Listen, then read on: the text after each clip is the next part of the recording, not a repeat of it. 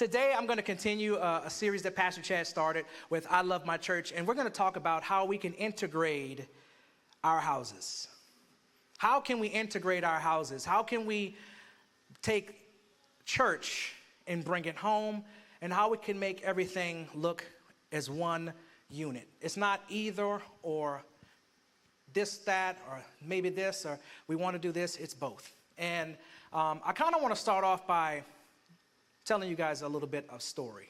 It's fantastic. It comes from Joshua, and the chapter is 24. And if you open your Bibles and you look at Joshua 24, Joshua is old right now. It's like the last book in Joshua, and he's pretty old. And what he's doing is he's gathering all the tribes of Israel together, okay? And he's talking to these leaders, these judges, these officers in the tribe. And he's gathering them, and they're all in front of the presence of God. And he's telling them basically all the great things that God has brought them out of. He says that we serve the Lord our God, the Lord of Israel. He's the Lord, is the God of Abraham. He's the God of Isaac. He's the God of Jacob, right? And he's taken those of Jacob's bloodline and history, and he has delivered them out of Egypt. He's done all this amazing things, all these miraculous things, all these things that they've been going through. Before Abraham, you worship other gods. Before Abraham, you did this and you did that. And now I'm asking you, I'm telling you guys that God is an amazing God. And in this tribe, he's talking to all these leaders, and he's telling them it's time to make a stand. Some of you still serve those other gods of Egypt. Some of you are still falling out of line, start falling out of alignment with things that are not of God.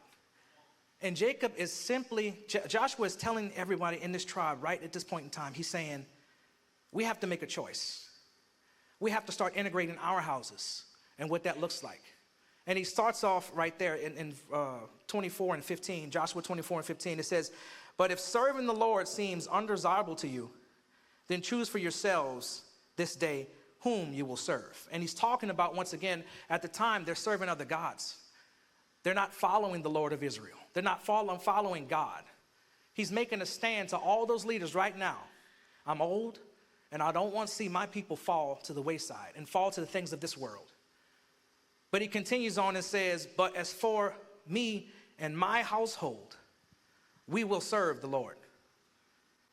Joshua is declaring to the Israelites that they will need to choose who they serve. He boldly states to them, for his household, they will serve the Lord. For his house, he's taking a stand right then and there. He's not sugarcoating it. He's not, well, maybe we'll see.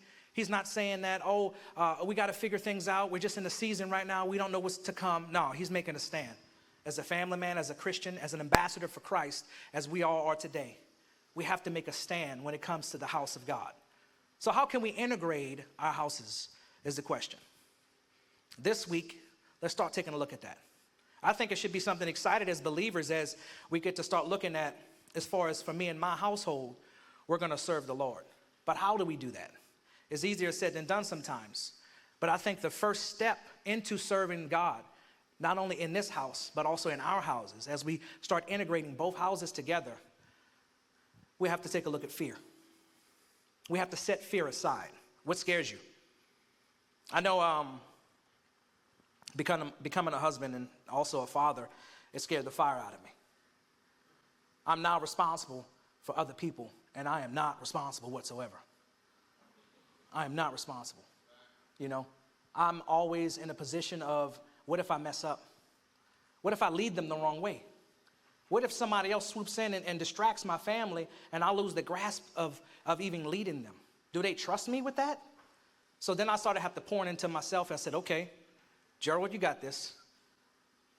What does the Lord instruct you to do? How is he talking to you? How is he speaking to you? How can you lead your house well?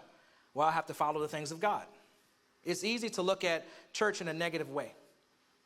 Sometimes, some of us maybe growing up, we found church is undesirable. We didn't want to come to church. As Pastor Chad said, some of us had a drug problem. You know, we were drugged to church. But I felt that as we were growing up, church should never be about, I have to do this, or I don't get to do this. I can't watch sports anymore. I can't go on the walk-ons. I can't go here. I can't go there. I can't go hang out with my friends. It's always a list when we talk about Christianity or the church of things that you can't do. When we start looking at things of actually serving in a healthy church, it's more about what a church wants for you, not what the church is against of you doing. The church wants to encourage you with better relationships. It wants to have you teachings and prayers. The church wants to see you, get you to see the bigger picture of things. Well, sometimes we need to step back and look at the big picture. Why am I serving the way I'm serving? Why do I have the relationships that I have? Sometimes it's a good account to take inventory, not only of our lives, but our friends, those who surround us, the influences that we have in our lives. Who's speaking into us? Who are we speaking into? We all have the opportunity to serve in this church. Some of us are not called to full-time ministry, but we all called to serve in this house. Every last one of us are called to serve in this house. We are not saved to sit.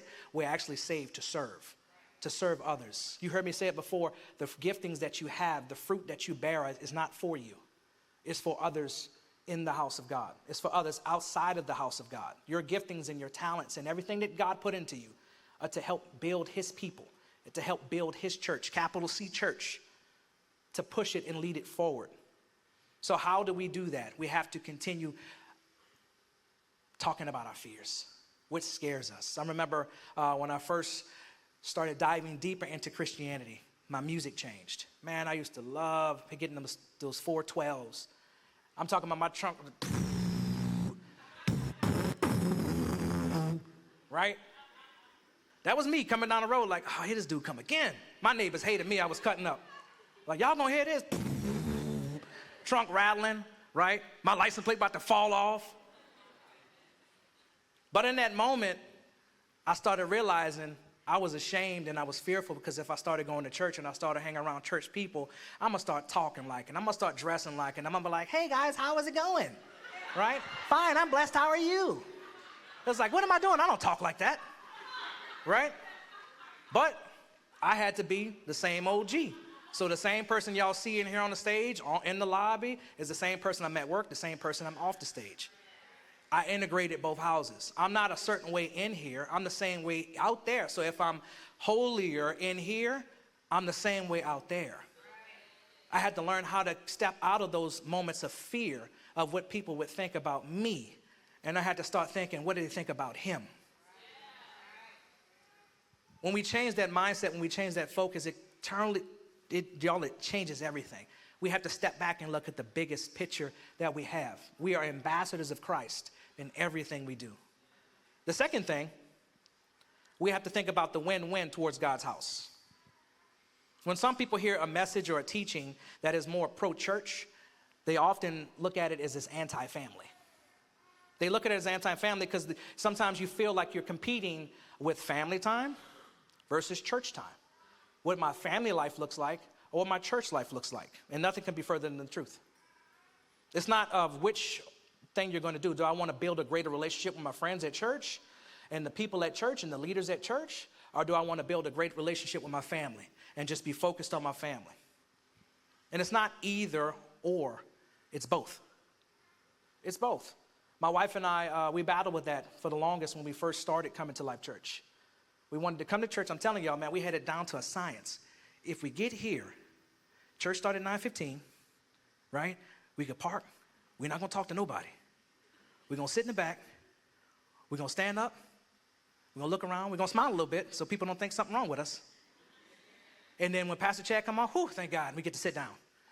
And as soon as you start kind of slowing things down and everything gets all magical and spiritual, it was like, ooh, it's about that time. I know lunch coming. And we walk right out the house. But something started changing. We started taking a win-win because we wanted to go hang out with friends and family. And we had to realize, like, they're not even doing anything. They're not doing nothing special, nothing outrageous, nothing that pulls us in that direction. So we started focusing as a family more on the house of God. Not that this life completely consumes us, but we started learning balance in our life. We started putting the things of God first in our lives. And everything that we want and everything that we needed was in the house of God anyway. If you're looking for friendship, it's in the house of God. If you're looking for healing, if you're looking for counsel, if you're looking for support, it's in the house of God, right? This is a hospital for the broken, a place for the sick, I told you before, I've never seen anybody go to the gym and like, whoo, she out of shape, he out of shape. Why are they even in here? This church doesn't do that. If you're suffering, if you're going through something, maybe you have a weakness that is starting to overtake you, this is the best place to be. I know everybody rushes to this side of the auditorium when Pastor Jessica is praying, because she just delivers an amazing prayer, and you gotta get it, right? But that is necessary sometimes. Sometimes it's okay to be vulnerable and take that win-win situation. Like, no, I'm gonna get up because I want my family to start praying. But they need to start seeing me pray, right? My son's 6 years old, so everything I do, he wants to do. Everything he sees me do, he wants to be a part of. And when that mindset is up here, I'm looking at it like, okay, if I want my son to pray, I need to pray out loud. If I wanted him to know how to treat a woman, I need to treat my wife well all the time, not just when he's looking, right? If I want to be an example or start showing him how to be a man of God, I need to show him that right now. These are the impressionable years that he's looking at like, I remember my dad doing this. I remember my dad doing this. We do the same thing at church. I want to make sure that when I'm on the stage, I'm representing Christ well. You won't see me outside of this house cutting up, acting up. So I want to make sure that that is very, very clear at all times. And it's a win-win. It's like we have to always think about we're playing not to lose. Any football fans in here? Come on now. Where my people at? There we go. You guys ever heard of prevent defense? Prevent defense what? Prevents you from winning sometimes. Because we're playing not to lose instead of playing for the win. When it comes to inside of God's house, we're playing for the win. Pastor Chad to tell you all the time, he probably breaks the law speeding because he's trying to save souls getting here, right? But we're playing for the win. We want to win in God's house. And it's possible to win when we're doing it together every single time. The third thing is you position yourself in God's house by investing into God's house. Typically, you won't position yourself into something you're not invested into, right? Look at your bank statements. Look at your bank account. Where's your money going? What are you involved in? Because I find for myself, I start watching that. What am I paying for? How many of y'all got like 1,000 subscriptions? I can't stand that everybody has their own app now. It's ridiculous. If I want to watch one TV show, I got to go subscribe to this. To get it on this channel, I got to subscribe to that to get to that one. I'm watching my money just leave my pocket. I don't like leaving money on the table. I don't like leaving meat on the bone. I don't. But I start looking at what I'm invested into, I care about. So am I invested into the house of God? Is the house of God, this church, the Lord Almighty, invested into my family? If he's not, what's important? What is priority in my life? What is priority in my family's life? There's a saying that we say around here, and Pastor Chad has taught me so well, is that we are owners and not renters. We must be owners and not renters. Anything that you own, you typically take care of. Anything you're renting, you don't care about that. It's not mine. I remember when I was in college, and me and my roommates, man, we had dogs, we had parties, we was to cut up. Because guess what? It wasn't my stuff. I didn't care about it. Matter of fact, if my son ever come to your house, that is probably the same mentality. Tear it up, man, it ain't mine. Daddy, I broke that. So? It's not mine. What if I had that actual mentality with that? That I didn't care about it because I don't own it. I don't belong it.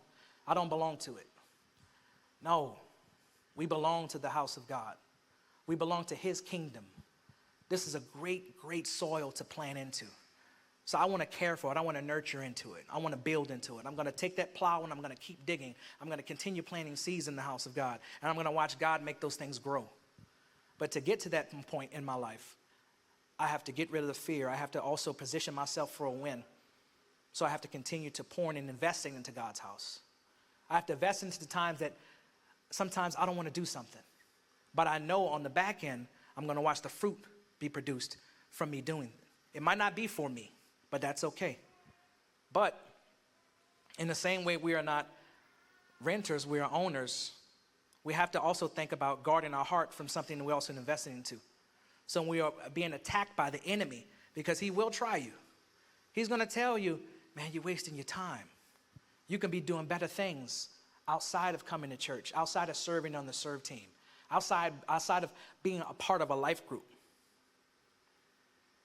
The more we have a heart for the house, the more we can invest into the house. Stop treating God's house like some side project. I tell my friends outside of the church, I say, man, look, I love your relationship that you have with your friends and family, but what are you doing to build your relationship with God? Well, man, my friends ain't really down with all that. I talk to God, but, some people really don't believe in what I believe. Man, you better stop treating God like a side piece. Put him to the front. Let that show that you are a follower of Christ. There's nothing wrong with being a follower of Christ. I know sometimes the world will continue telling us that don't invest into that, don't believe into that. It's a waste of time. Look what else you could be doing. That's nothing further than the truth, y'all. It's a lie from the enemy. We have to continue striving in the mission and vision of the church. I told you, imperfect people and the church go hand in hand. There are going to be moments where people fail you, but God is not going to fail you.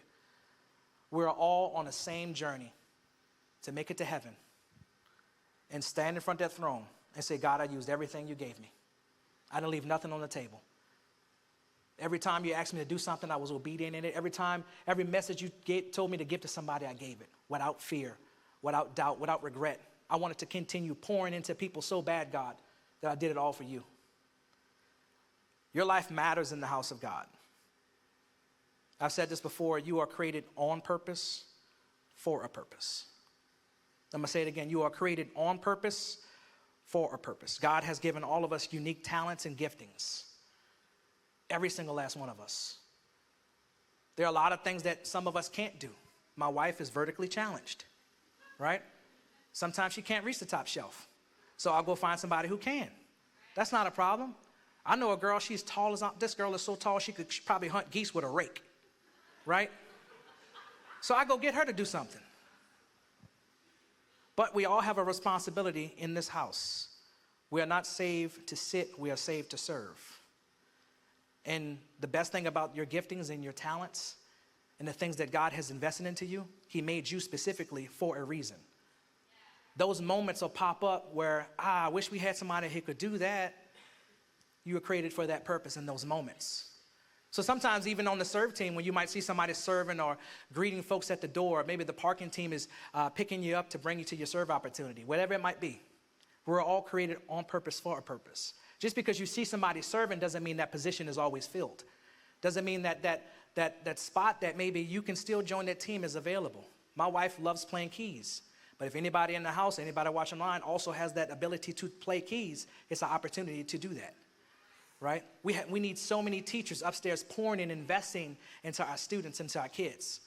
I sometimes hear parents and other adults complain, this generation, these kids, they don't know right from wrong. Teach them.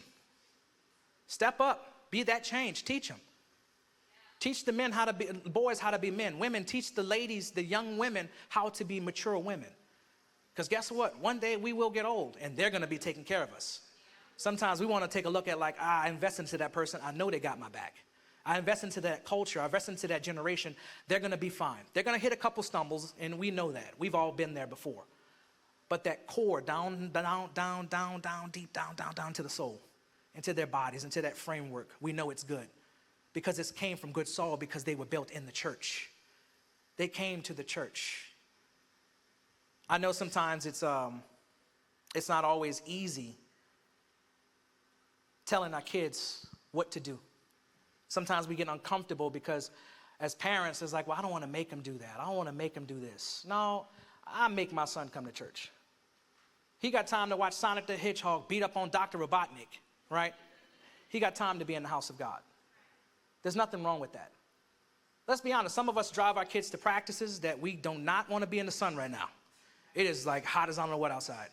I feel for anybody who's at any kind of practice because guess what? You wanted it. You chose that life. But if we have time to invest into that, why can't we invest into the house of God? We have time to make time for our friends to do whatever we want on Saturday night, on Thursday night, on Friday night. But when it comes to Sunday morning, it's do I really want to go there? Do I really want to be involved in a serve day? That's a whole 2 hours. I could be doing something else. This is like 90 minutes. We're all sitting here. I could be asleep right now. When you had the other 175 hours to do that too. But when it comes to the things of God, now it's an option. Now it's something that we possibly could put to the side. But it wasn't baseball, it wasn't football, it wasn't swimming, it wasn't soccer practice. They had to go to that. But how is my son, how is your daughters, how are your sons going to know about God when God is not in our house? But we come to church here, and I'm guilty of it, of we're thinking about what's our next move. Instead of saying, I wonder if my son understands how much God loves him. Let me step to the side and continue telling. Let me continue pouring into him. Let me continue telling him that God loves him so much. He created him for a purpose. And teaching him how to pray. The fourth thing we can do is understand that we have key roles and missions in this church. We continually and creatively integrate our houses regardless of the season that we're in. Some seasons we're so busy, some rhythms of lives we're so busy that we have to often slow things down. Some seasons that we're in, some rhythms that we're in, they're going to change our entire perspective of what's important in our lives. But our heart has to remain the same for the house, for both houses.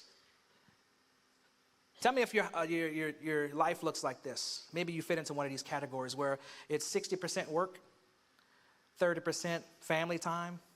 You get to actually enjoy life for maybe 5%, and then church might be 5 to 3%. It's okay. I understand. Sometimes life just be lifing. But what are we making priority? I know that sometimes that we work non-stop hours. Sometimes we have more month than money. I get that. I'm a part of that too. But I also realize that I want to make the things of God so important that I always put him first. So that if he blesses me with more overtime or another opportunity, I accept that. But I also remind myself that on Sundays, I want to be in this house. So I tell my boss, my supervision, I'm not available for Sunday morning. I might be able to come maybe later in the day if possible, if my wife lets me. Because she just, she's the boss. I like to see it like I'm CEO and she's CFO as long as she says I am, type of thing. But we're all going to be in various seasons where we're constantly thinking about work. We're constantly thinking about the next sporting event. We're constantly thinking about the next family gathering. And when it comes to things of God in this house, it's maybe that 5, maybe 3%. But the truth is, we need to find that balance in all those things. As we continue to grow, not only as a church, but as a family, I want to make sure that we're investing time into my house, into your houses. We can do that together. My beautiful wife right here, by the way, who's looking better than a peanut butter leather Prada bag, right? We used to struggle with that a lot. We want to spend time with family. We want to spend time with friends. I was season ticket holders to Saints games. Man, it was amazing to be in the dome when they were winning. Hey, they're going through some tough years, y'all. Just got to be patient. But I also started realizing I was getting more opportunities to go to work. Man, we had Saints season tickets. Somebody always had a gathering we wanted to go to. And it became like, oh man, but I got to go serve. I got to go to church. I can't hang out Saturday night. Everybody going to this. We going to this LSU, and we coming from Tiger Stadium. And it's like, man, we got to leave the game early all the time. We can't go to this concert because I got church in the morning. It sounds dull. It sounds painful. But turn that on its head. I'm going to go to the house of God, and I'm going to watch opportunities flow because I'm worshiping him. When I hear and have experienced in my life before, probably several years back, I didn't understand what it meant to actually serve into the house, to be invested into the house of God. Pastor Chad said it to me like this one time. He said, if only you were more invested into things of God as the pig is to breakfast. Now, some of you are like, what does that have to do with anything? I don't even know what he just said. Let me break it down like this. when it comes to breakfast, right? The chicken contributes to breakfast. Chicken lays an egg. They do that all the time. They can lay an egg and they can go about their business. Being invested like the pig is to breakfast, something had to die to get bacon. I never seen a pig like, oh, you can have this and just walk off, right? A sacrifice was made. Something died so you can get bacon, so you can get ham for breakfast. The chicken just gave an egg. So if I was invested into the house of God like the pig is to breakfast, I'm all in. I'm not dipping a toe in and seeing how it is. I'm not saying, well, maybe I'll see what my life look like after the game and maybe after my nap. And, even though Discover Life is online right now, I got time to sign up. There's nothing wrong with that. And I'm not bashing any of this, guys. I'm just trying to remind us, like, what's important in our households. As men, I have the privilege of leading a life group with a bunch of guys, and it's tough not to be vulnerable in society. We have to be protectors. We have to be providers. So when we get together on Monday nights at the church here, I try to make it an environment where we can drop our guard to talk about, okay, how can we move our families forward? How can we become better leaders? How can we invest more? When prayer time happens, right? Can we come up and show other men that it's okay to pray? And then in the same time, when my children see me walk up for prayer, they know that my father's a praying man. He might not be nothing else, but my dad prays. When the time comes, also in my household, some things that I learned to integrate. My wife and I, we used to love watching Netflix shows. Now, she used to cheat on me over that because when I'm at work, she'll watch a show without me. And y'all know how that is. That's not fair. I'm 2 episodes behind and she didn't caught up and and then this is going to happen. I'm like, well, hold on, when'd you watch this? But we are also mindful of what we watch. Because if we wouldn't watch it, if Jesus would sit next to us, then we need to be watching it at all. I don't know if y'all ever seen this or heard about this show, man. And it's amazing how the enemy works against us. And I'm not trying to, downplay anything or make light of anything. But, man, I forgot we were about to start a new series. And then all of a sudden, a show popped up. And you know how Netflix has that preview of the show and they'll roll it and they'll get you kind of into it? Well, this show called Lucifer popped up. And we was like, nope, dislike. Because for me, I just feel convicted not to watch it. Because you will never get an opportunity, devil, to present yourself in a way that, you know what, you're not that bad of a guy. And that's what Hollywood and these other movies and even some of these music that'll present us to us. They try to get us into like a easy, relaxed motion. The best way I can describe it, you know what's surprising me but not surprising me when we hear about the story in Genesis where Adam and Eve and the serpent was talking to Eve? It never dawned on anybody that wasn't weird, right? First of all, talking snake. But where do you normally find snakes? In a garden, in the grass. It wasn't out of place. It was normal. It was comfortable. So sometimes the enemy will present himself like that, some type of normalcy, that he's not that bad of a guy if you get to know him. That's like somebody trying to convince me like, all the terrible things that happen in America or across seas or throughout history. You just need to start looking at things from the other side, Gerald. No, that's not what I'm going to stand for. As far as me and my house, we're not going to stand for it. There has to be something that is going to not only pull us together as a church, but pull us together as a household. And it's going to be the things of God. It's going to be the opportunities that we have, not only to build in the house, but build in our families outside of the house. It could be building into kids. I know pretty soon they're going to have Now Camp for our students. And I can't think of a more better place, honestly, for any of our kids to be at. They're going to be everywhere else all summer. Some of them are going out into the world, especially all the graduates we had up here for Graduate Sunday. Some of them are going to be starting their futures. But think about those opportunities, those moments when they were here, how you invested into them. They remember it. It might not be all the details, but something's going to happen in their lives where they know that the church, their family here and their family at home, it was the same message. It wasn't two different things. We're going to continue encouraging everybody in this church. It's okay right where you are. but God loves you too much to leave you right where you are. It's okay to come as you are, but God loves you too much to leave you exactly where you are. Growth has to happen. And if you're in some type of toxic environment, this is a great place to get planted in and get out of that toxicity. This is a great house to not only invest in your time and your talents and your treasures, and also your family, to watch them grow. It takes a village to raise a family, right? I believe it takes a church to raise a family. It takes this community to raise my 6-year-old son. I'm going to continue striving for it. I don't ask for him for perfection. I just want excellence. There's nothing wrong with that standard. It's one of the things that we do at Life Church. We pursue excellence in everything we do. We're not shooting for perfection. Perfection is unattainable. But I can be excellent in everything I do. One of my favorite scriptures, Colossians 3:23, whatever you do, work willingly, as if God asked you to do it and not man.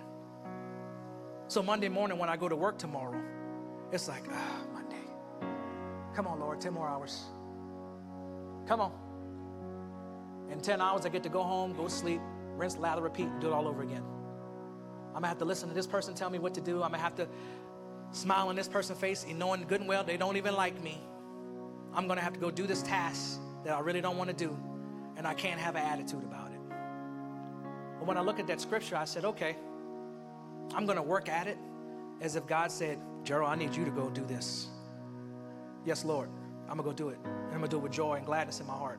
Hey, I need you to go talk to this person. They're not feeling well today. Yes, Lord, I got you. I'm going to do that right now. Hey, I need you to go move these files. I need you to go do this. I need you to go pull a prescription. I need to go, whatever your task looks like for that day. Do it as if God asked you to do it and not man. And as we stand together as a church, it takes a church. We are the church, and I love this church so much.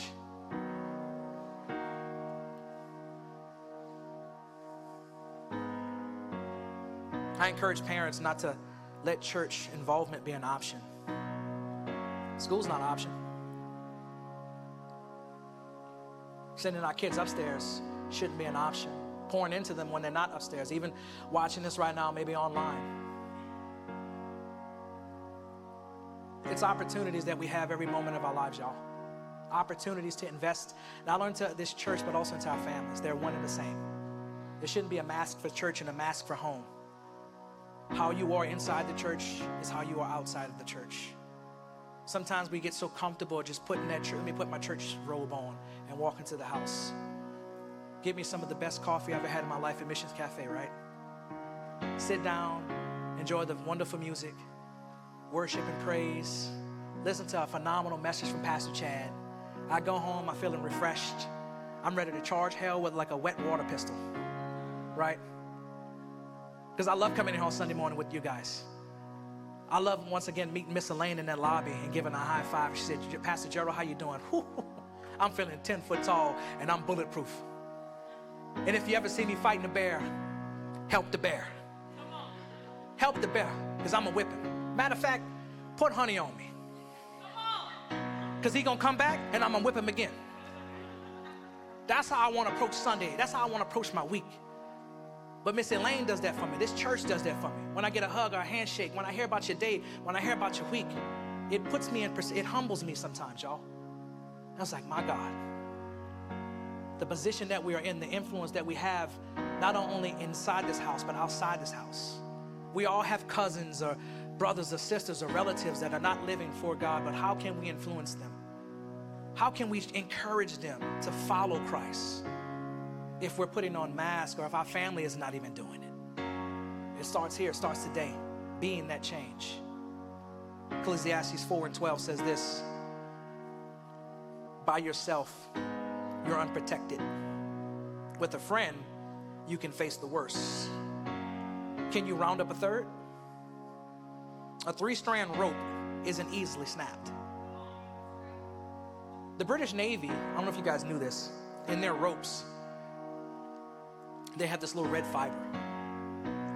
They have this little red fiber, so each strand of rope, when it makes that braid of rope, no matter where you cut it, no matter what part of the rope you might find, it might be frayed a little bit somewhere, but you'll always see that red strand. And I correlate this to the bloodline of Jesus, that blood of Christ that I have in me.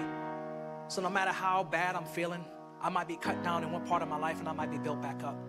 I might fail, I might lose. I might not see the victory that God has for me, but I know he's inside of me. No matter what situation, no matter what season we're in. Yes, we all have busy seasons. We're doing this and we're doing that. But I don't ever want to take for granted the things of God. I never want to take myself out of position to serve in the house of God. We are not saved to sit, we are saved to serve. I want to be a man for others. Mr. Rhodey, a mentor of mine in high school, about 21 years ago, he sat me down and he taught me that. Gerald, be a man for others. Stand in the gap when folks are transitioning from the darkness. Be there to walk with them, to guide them, to speak into them. In this house, I want to speak life into you. I might be coaching somebody one-on-one, but it's never to beat anybody down. When I'm leading in this house, I never rule with an iron fist, right? Sometimes it takes putting that velvet glove on when you're leading, and be soft and be gentle. Empathize with people and their problems and what they're going through. Be there for others. Stand in the gap. Be a man for others. That's what I was taught. So I decided to continue with that in the way I lead, in my family, in my work life, in my personal life, in all the relationships I have. I want to pour and invest into what's important. I have to set aside my fears. I have to look at the wins when there are wins, so I can continue to invest in the house of God and watch this house pour back into me to affect others. We should all be beacons in the darkness for everybody walking in the darkness. Be ambassadors of Christ and show them what he looks like, what he sounds like. But how can we do that if we don't put him first? As for me and my house, we will serve the Lord.